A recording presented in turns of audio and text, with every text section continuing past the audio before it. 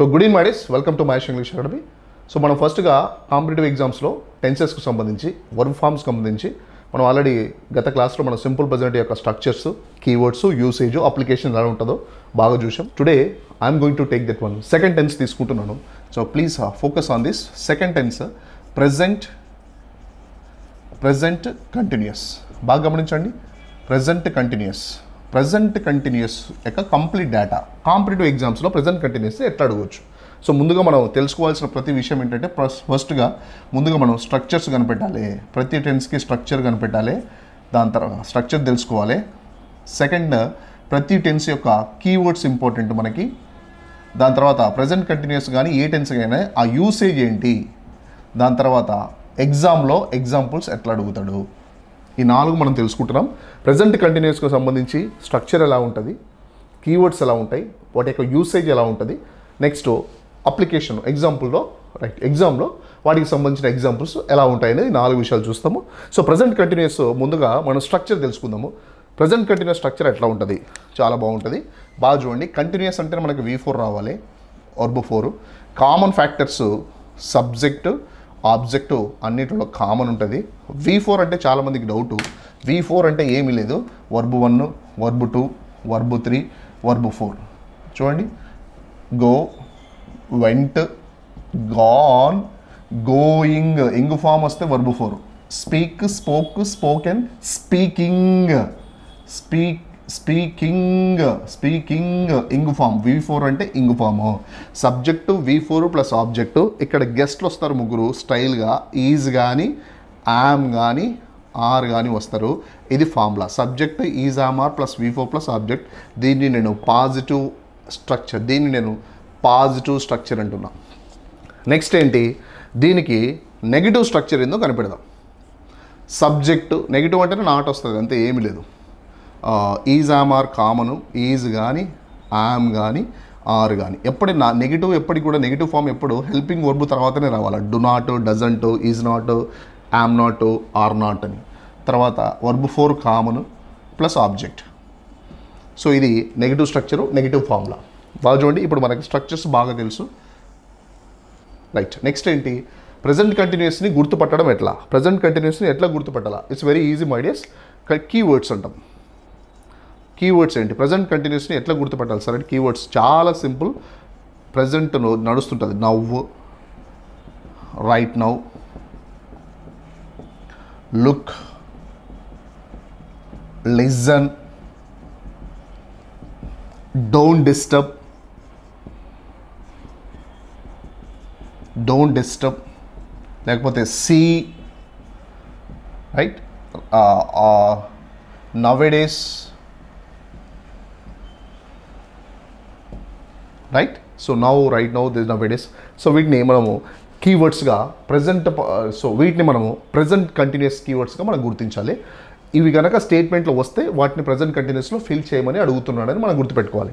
So ఇప్పుడు మనకు structure తెలుసు, కీవర్డ్స్ తెలుసు. నెక్స్ట్ ఏంటి, యూసేజ్. ప్రజెంట్ కంటిన్యూస్ని ఎక్కడ వాడతాం సార్ అంటే, at the time of speaking actions. మనం మాట్లాడుతున్నప్పుడు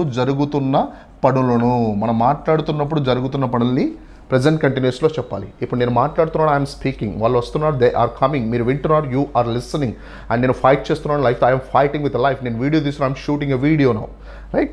సో మాట్లాడుతున్నప్పుడు జరుగుతున్న పనులు. 2, ప్లాన్డ్ యాక్షన్స్ కూడా ప్రజెంట్ కంటిన్యూస్లో చెప్పాలా. Chief minister is going to visit Tirupati అంటాడు. Chief minister is going to అంటే ఇది ప్లాన్ అయింది, is going to visit next month అంటాడు. బేసిక్గా గమనించండి, the chief minister of AP is going to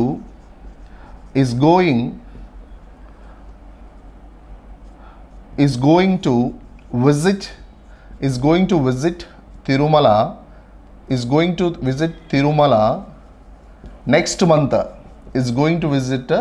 Tirumala next month అన్నాడు అనుకోండి. చాలామందికి సార్ నెక్స్ట్ మంత్ అనేది మనకు ఫ్యూచర్ కదా, the chief minister will visit అనాలి కదా అంటారు. కాదు, ఆల్రెడీ ఇది గవర్నమెంట్ ప్రోగ్రామ్స్ కాబట్టి ఆల్రెడీ ప్లాన్ ఫిక్స్ అయి ఉంటుంది కాబట్టి ప్లాన్డ్ యాక్షన్స్ అన్నీ కూడా ఈజ్ గోయింగ్ అంటే ప్రజెంట్ కంటిన్యూస్లో చెప్పాలి.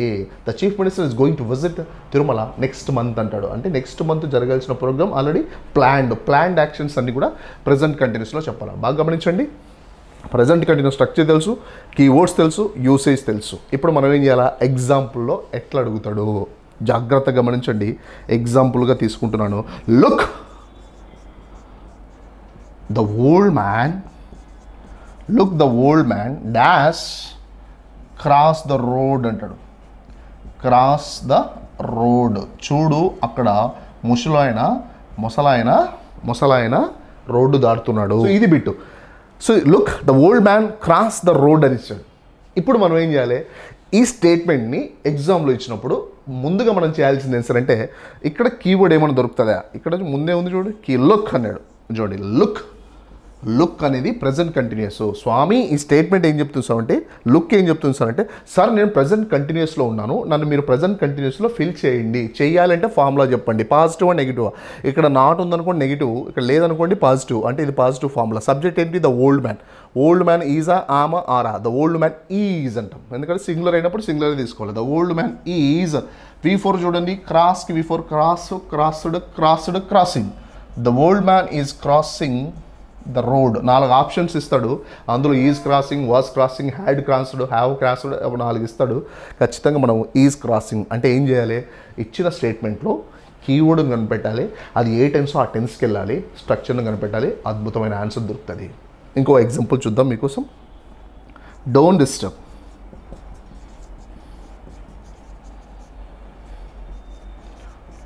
She dash sleep now. చూడండి, don't disturb, she sleep now అన్నాడు. ఇది స్టేట్మెంట్. ఇక్కడ మనం ఏం చేయాలి అంటే కీవర్డ్ కనిపెట్టాలి. ఇక్కడ చూడండి ముందే ఇచ్చినాడు పెద్ద మనిషి, డోంట్ డిస్టర్బ్.